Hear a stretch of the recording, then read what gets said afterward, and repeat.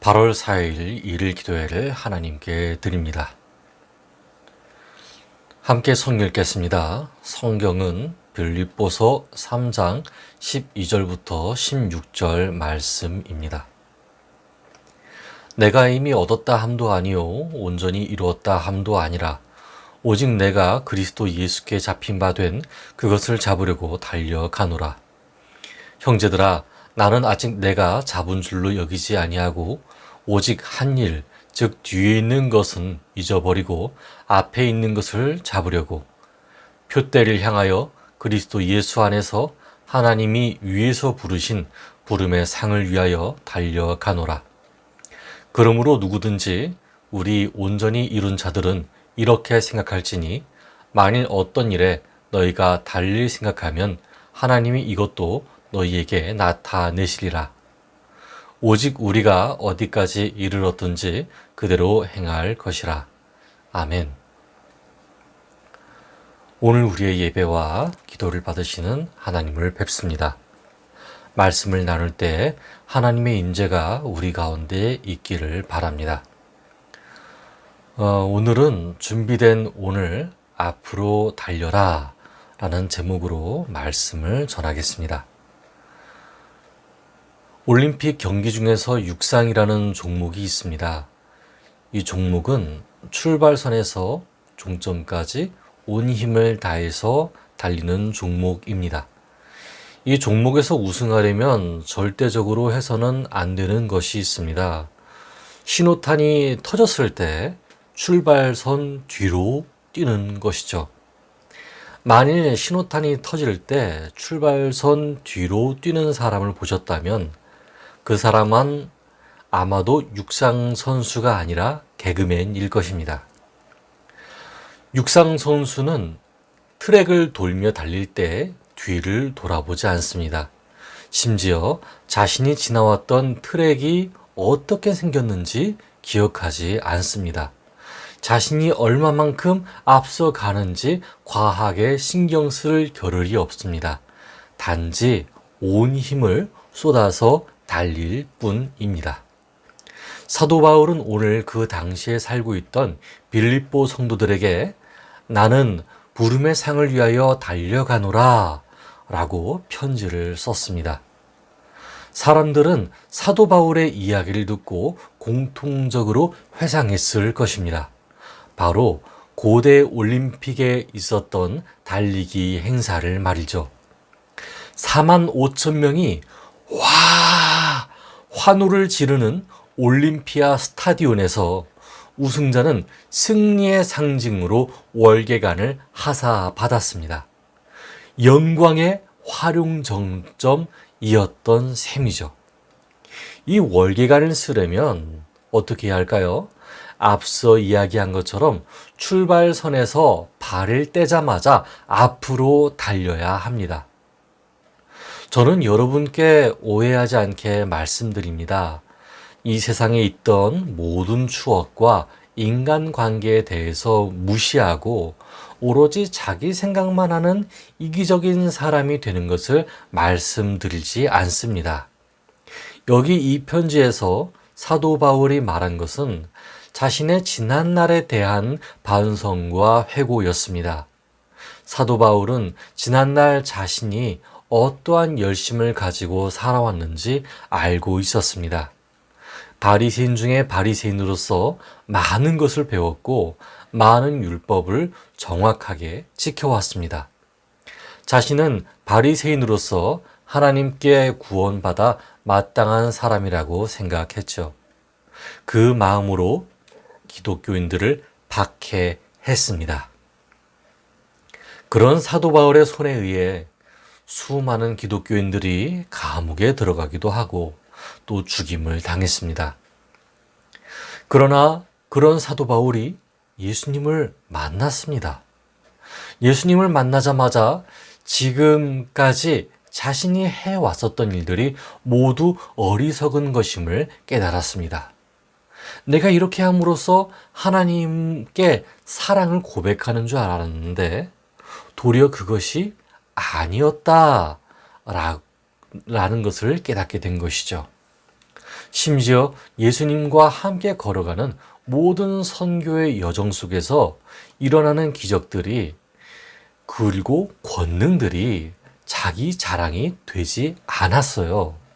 사도 바울의 자랑은 자신의 업적이 아니라 예수 그리스도였던 것입니다. 그러므로 사도 바울은 편지를 통해 자신의 신앙을 고백합니다.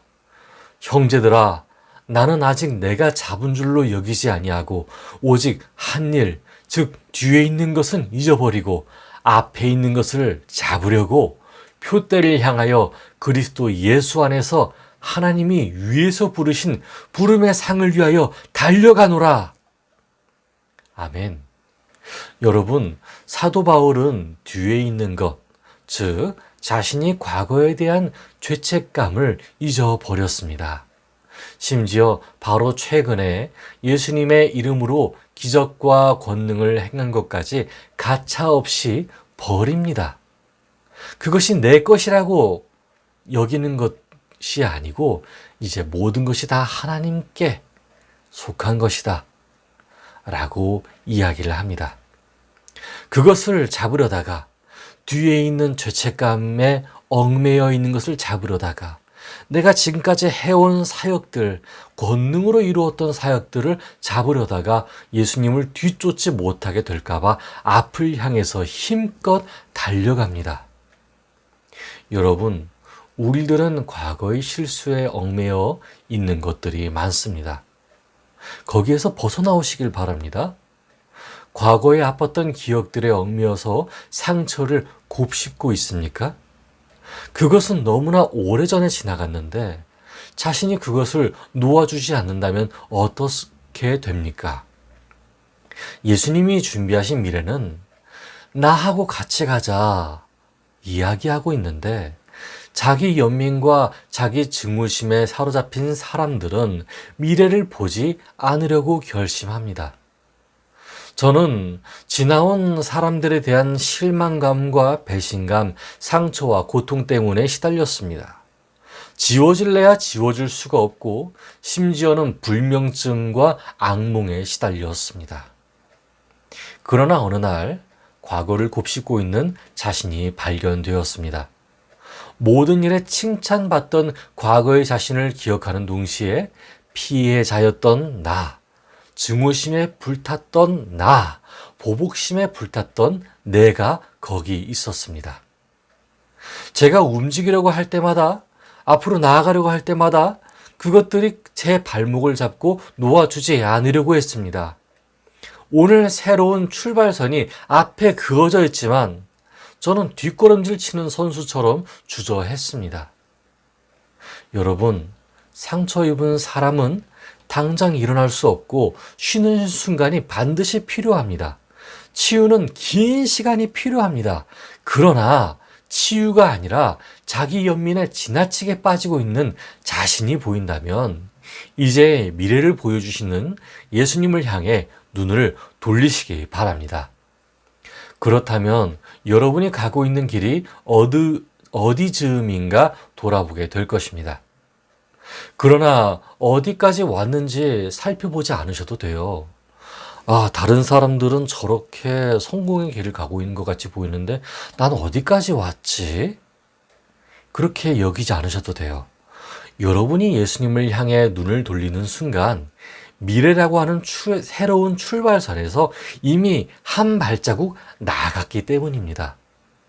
그 나아간 척도는 사람이 구분하는 것이 아니고 예수님이 측정하실 거예요.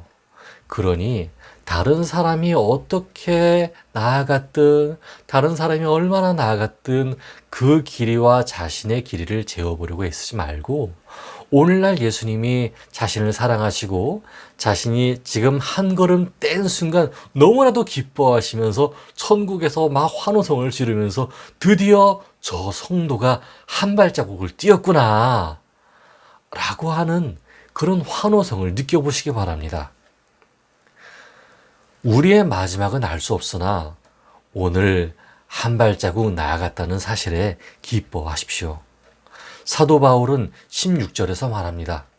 오직 우리가 어디까지 이르렀든지 그대로 행할 것이라. 아멘. 저는 여러분을 위로하기 원합니다. 감히 여러분을 사랑한다 말할 수 없지만 여러분이 힘들어할 때 안타까워하고 여러분이 슬퍼할 때 마음 아파합니다. 먼저 공감하시고 먼저 본을 보이신 예수님께서 저와 여러분의 삶에 함께 하십니다. 오늘 이 마음을 마음에 품으면서 예수님 나를 응원하고 계시고 오늘 한 발자국 뛰는 것을 보면서 나를 응원하고 계시는구나 하는 그 마음 기억하시길 바라면서 오늘 하루도 살아가는 저와 여러분 되기를 바랍니다. 함께 기도하겠습니다. 하나님 감사합니다. 오늘 저희에게 빌립보서의 말씀을 주셨습니다. 하나님, 저희는 매 순간마다 넘어집니다. 상처 있습니다. 과거의 영광이 기억되지만 절망의 기억 때문에 내일의 영광을 잘 보지 못합니다. 그대로 과거에 갇혀있는 저 자신을 보게 됩니다. 예수님께서는 매일마다 미래를 제시하시지만 저희는 그것을 뿌리치곤 하지 않았나 생각이 됩니다. 저희의 연약함을 불쌍히 여기시고 저희의 죄를 용서하여 주시옵소서. 오늘날 남겨진 상처 자국을 바라보게 됩니다. 이제 이 상처도 치유하기 위해서 약도 먹고 병원도 가고 심리치료도 받을 것입니다. 하나님께서 회복시켜 주시고 다시 일어설 수 있도록 힘을 허락하여 주시옵소서. 이제는 예전처럼 살지 않고 새롭게 사는 방식을 바라봅니다. 하나님 안에서 모든 것이 새롭게 되는 저희들의 삶이 되게 하여 주시옵소서. 예수 그리스도 이름으로 기도드렸습니다.